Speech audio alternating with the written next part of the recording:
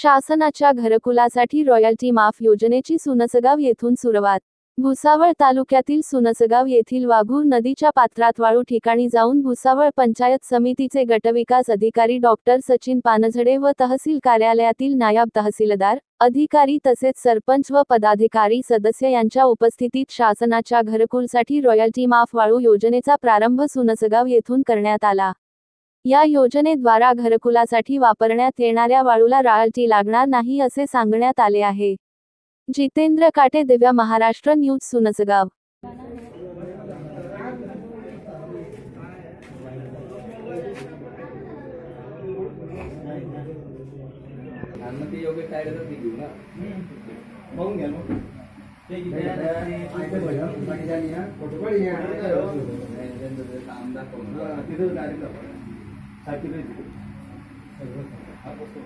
किती जात आहे किती जात आहे आता ते समोरच्या समजा 2 नाही भेटली 4 नाही भेटली तर म्हणजे काय नाही आपल्या घर हिशोबानं ते जे प्राप्त ते 10-11 कमी पडतोय।